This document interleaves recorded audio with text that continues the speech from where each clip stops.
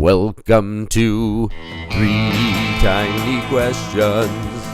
Three Tiny Questions with Steve Giraldi, VP ECD of Fanduel. That's a place where you bet with friends.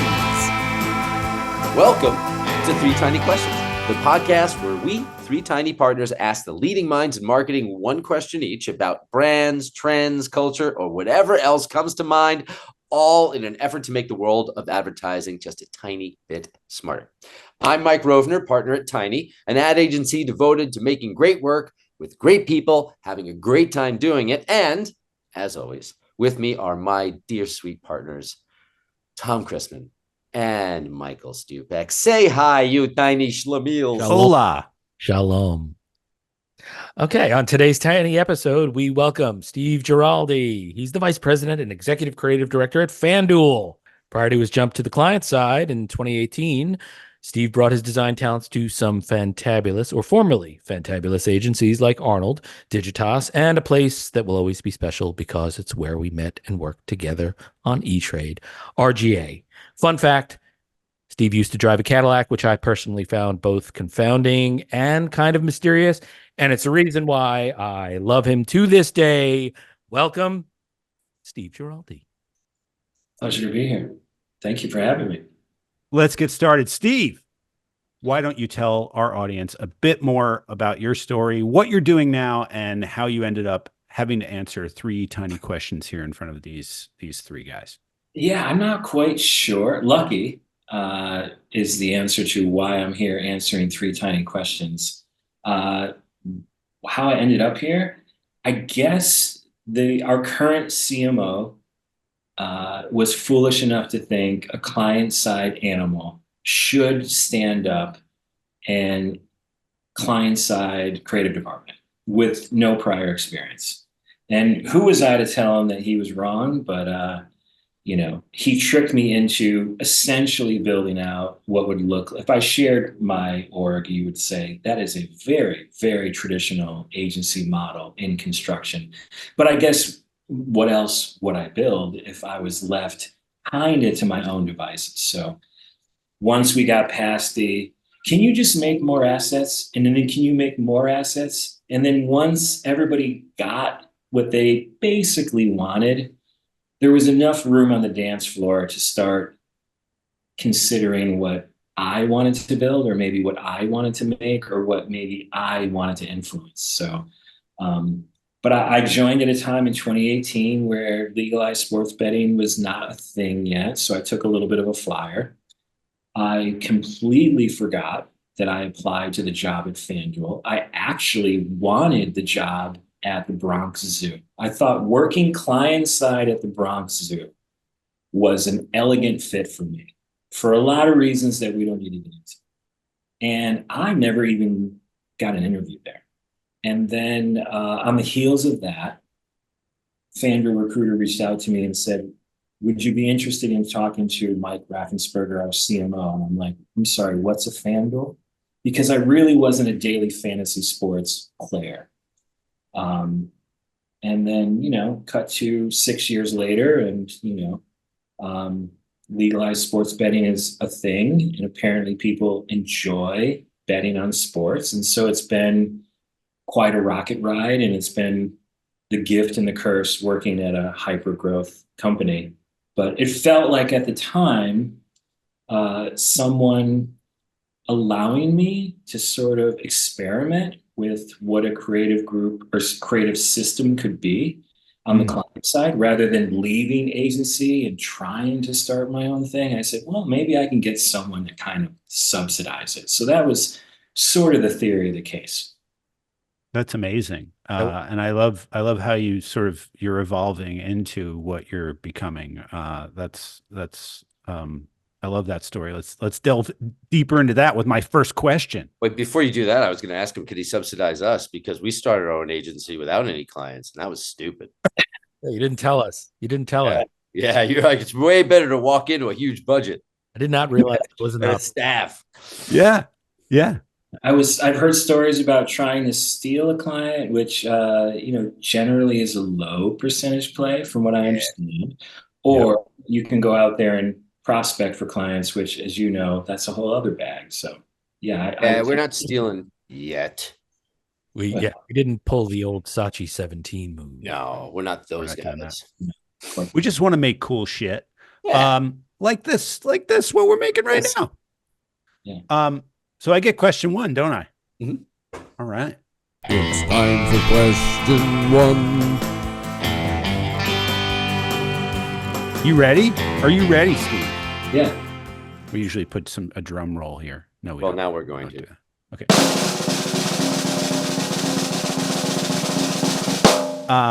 Okay. First question. You've had to navigate numerous shifts in the industry throughout your career as a creative and a creative leader.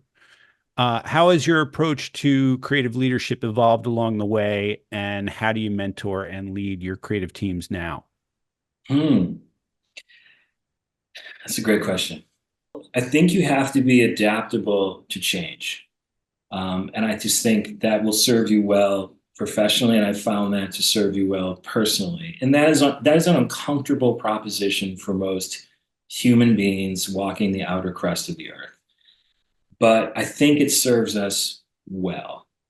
The other thing is, with that adaptability to change, I think most of the time I view it as what a wonderful opportunity to continue to grow and evolve our creative skill set, or what we do as creative professionals. It just becomes more that which we can consider when we are thinking of an idea or a concept. There's just more places to spread it. So, oh my God, it'd be great to do something on Vine. And we loved Vine, right? But and then it was Periscope. And we'll add and delete lots of these over the next 15 years if this industry will have me for another 15 years. I doubt that. I'm only playing 3 more. But so the adaptability to change is something you should just get really comfortable with.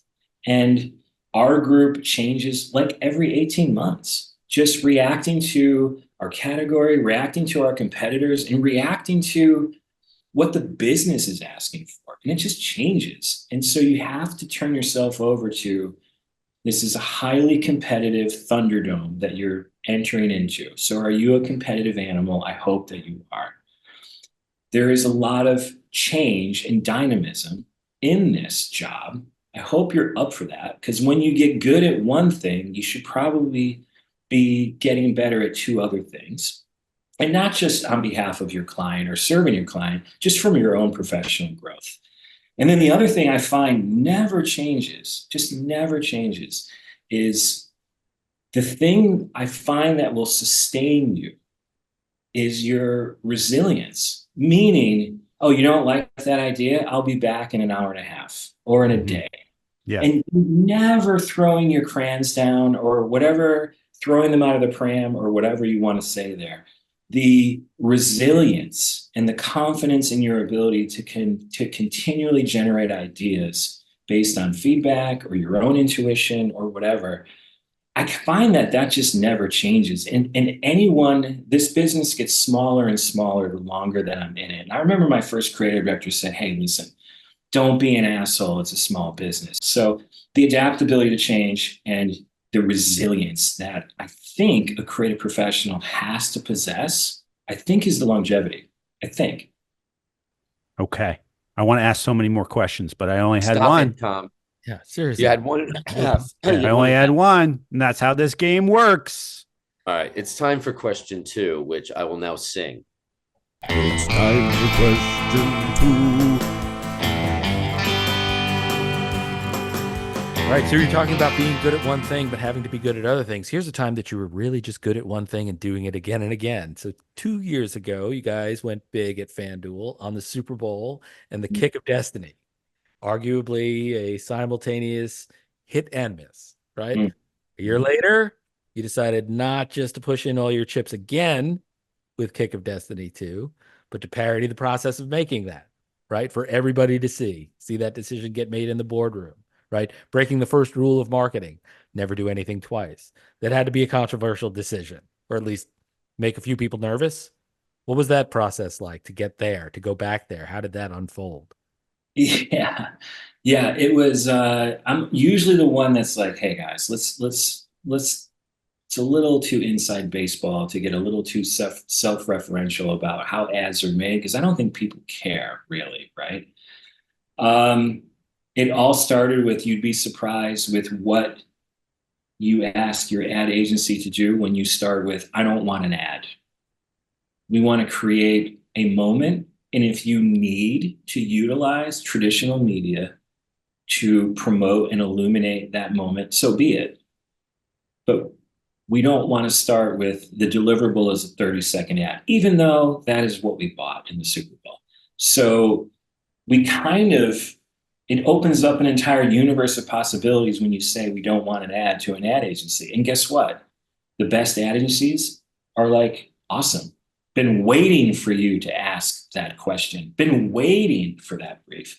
And so that's how it started. We said, what if we built to a moment? What would that look like?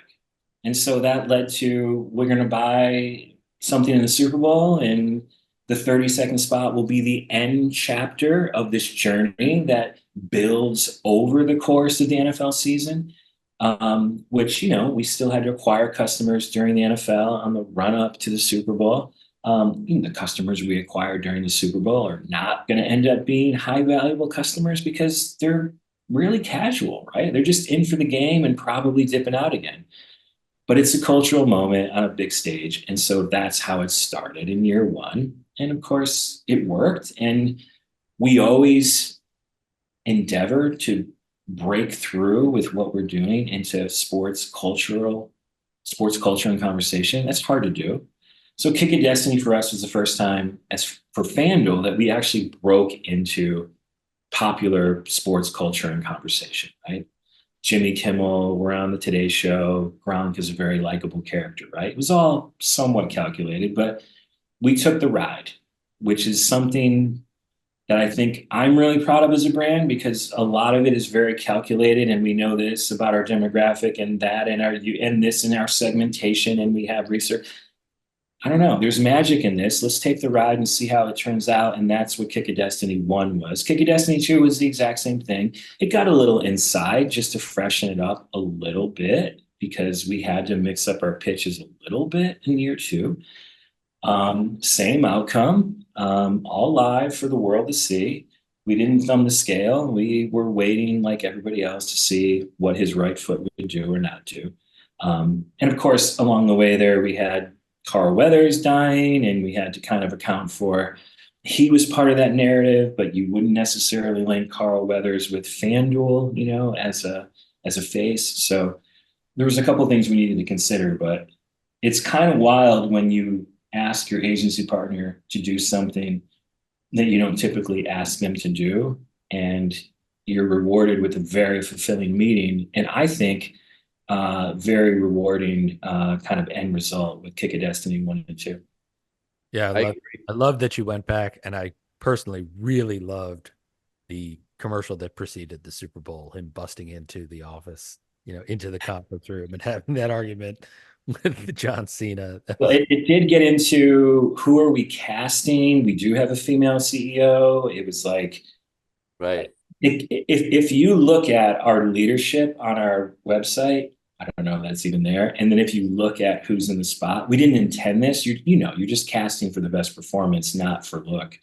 And it is a little close to like for our executive leadership. And there was a moment where I had to kind of say to our head of marketing, like, hey, how is this going to hit here? Because we don't have the time machine. We can't go back and change this. And when they see the rough cut, and if they think it hits a little too close to home, there's going to be a problem that I'm not going to have a professional recommendation for how to fix. But thankfully, they found it to be complimentary or honorific in a way that we couldn't have anticipated or did hope they anticipated. So it worked out in the end.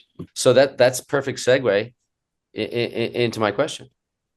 It's my turn. And I'm going to pull it up right here because I have so many screens open that I'm not prepared. This is about resilience. What we're showing you is what you were saying before, Steve, is we, in our careers, we've learned how to podcast sort of ish. Yeah, not very Not really. We taught ourselves all of these things. We got these things, and we're just pressing forward That's and it. just making lemonade with That's you. right. Thank you. It's time for question 3. Steve, my dog is gonna play with a toy while I do this, so you'll hear some noises. But we know, Steve, that you have a pretty good creative department. I mean, you're there, so I'm sure that you're curating the finest. But you do play with some of the best agencies from time to time. We just talked about two of them, Wyden and Mischief, who we adore both of those for different reasons. So, what do these quote unquote famous agencies do better that your in-house guys can do? Because you were referring to it before, they're different kind of creatives. So what is it that you rely on for those guys? And I know it's going to seem obvious, but I'm sure it's not. And vice versa. What are those ad age, A-lister guys never going to get that your guys are going to nail all the time? Yeah. That's a great question. Yeah. Thanks. Perspective. Yeah. Our agency partners afford us a perspective on our brand and our users, or who we'd like to acquire, in a way that we can't possibly afford ourselves, because we live it 12 hours a day and it's just all consuming, right? And so I rely on our agency partners to afford us a perspective that we have long lost. I've been there 6 years, so my perspective on our product, I think it's amazing, but of course I would, right? And so you need a partner, and it has to start at step one. And we've done, I think, a really good job of this, of just trust.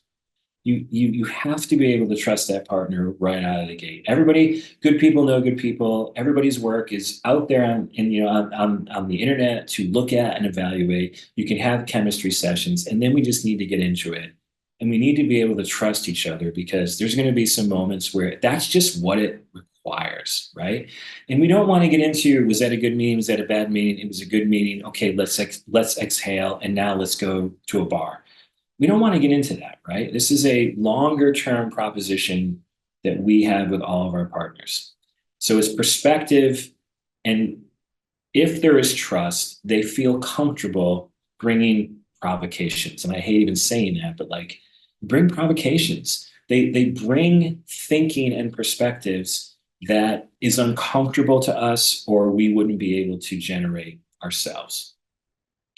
What happens is that both of those partners become really comfortable, you hope, and it's happened with Mischief and Wyden, that they're really comfortable knowing that I have 53 people on my side of the fence, and that I'm probably looking to steal scope from you, because I got to throw red meat to these killers that I'm stealing from the agency world, because I'm building an agency too, right?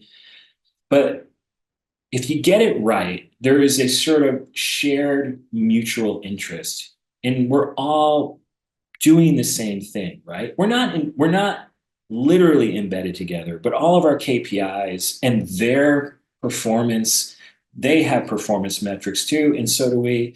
They're not in different universes. They actually overlap a lot. And so if they do, then my team is not threatened by Wyden or Mischief, and Wyden and Mischief is not threatened by us. We are on calls together. We are sharing work. Oh, that's cool. I see how you took that and did that, And so there's a lot of, agencies just they give you this much of the iceberg, and they say, you're welcome for illuminating this universe. But they don't see what's under the waterline. And that's where, like, typically client side people go, you don't even know what's under the waterline, right, bro. And so that just doesn't really happen anymore. And I think better agencies, more evolved agencies, it's way more complementary, because we're chasing the same thing. And literally a lot of the metrics for success, both financially and otherwise, are very intertwined. Conversely, my team internally, and I look at my role as not really, I wear a Fanduel jersey, but not really, but I don't really wear a Wyden or Mischief jersey. I'm kind of in the middle, and I'm just a conspirator. when I can see something and the potential in it, and I can help move that through a very large marketing organization, hopefully as unmolested as possible. And that's kind of, it's not an agency whisper, that would be stupid, but it's just, I think if you're doing it right, you're playing both sides and you're helping your marketing colleagues and you're helping your agency partner get to the same place. I'm just accelerating it. Kudos and praise be. Yeah. From your lips. Well, I got to do that. Well, thank you for coming, Steve, and for being on the show. That's not in our script, so I just wanted to say that. But that's all the time, all the questions we have for Three Tiny Questions. We are your hosts, the tiny team of Tom Chrisman, Michael Stupak, and Mike Rovner. Somebody's there. Check us out at tinyadagency.com and all over your LinkedIn feeds, and send us your tiny marketing questions. And you know, who should we interview next? You could find yourself featured on this thing. I don't know why you'd want to be, but you know, maybe Stay tiny, everyone. Stay tiny.